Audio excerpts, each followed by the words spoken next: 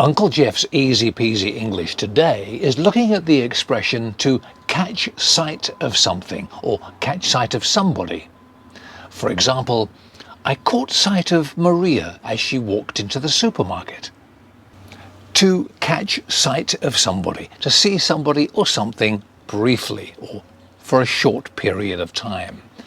There's another expression that means seeing somebody for an even shorter period of time. And that expression is to catch a glimpse of somebody. I only caught a glimpse of him as he drove off. So there we are. Catch sight of somebody and catch a glimpse of somebody. Easy peasy. Thank you for watching. See you next time on Uncle Geoff's Easy Peasy English. Bye-bye for now.